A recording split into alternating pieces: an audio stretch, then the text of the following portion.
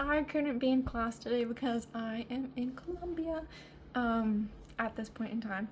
But coming at you from the past, my general topic for my research paper is going to be modernisms and their relation to the intense political climate of Colombia during the 1950s into the early 2000s, which is the age of modernism in Colombia. It was a little bit behind. I'm not 100% sure why, but it was just at a later date than the European modernisms was. The artist that I'm gonna work on is Fernando Botero Angulo, who is very recognizable actually. I'll insert like a little picture of his meme that has been circulating around. But he was born 19th of April 1932 in Medellin, Colombia, which is also where Pablo Escobar lived. So it was like a hot political climate there during his lifetime. He died September of 2023, just 2 years ago. He actually had his own style, which was called Boterismo, which was his style was overly large heads and really round, like bloated kind of figures, inflated, I guess I would say, which you will be able to see very clearly in the pictures that I'm gonna pull up of his artworks. He made a lot of political paintings.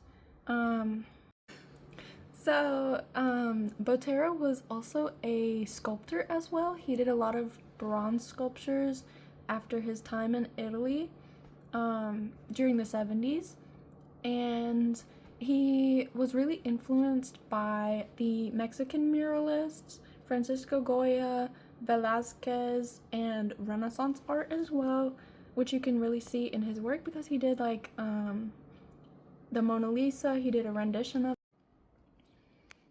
The first piece that I wanted to talk about is titled Dead Bishops, which was made in 1965 by Fernando Botero. He had recently visited Italy, where he saw a bunch of famous Renaissance art and religious artworks, and he was really influenced by that religious aspect. He has a calm and serene quality to this piece, which utilizes a lot of earth tones as well. The bishops are in his Boterismo style, which is they have those really round faces and kind of bulbous bodies as well. There's also a lot of religious iconography, such as the bishop hats, the little hand symbol on this guy on the right, and on the left, respectively. And then there's also roses and rosaries and crucifixes as well hidden in there. And then the second piece that I wanted to talk about is titled The Street, which he made in 1995. This piece is strictly modern. In his specific style, the figures are all still quite round, while they are more formed than in Dead Bishops.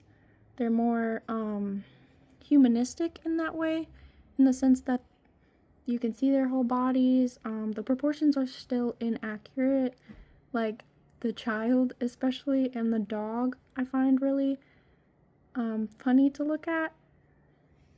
However, they are still more readable as human characters than in the last image.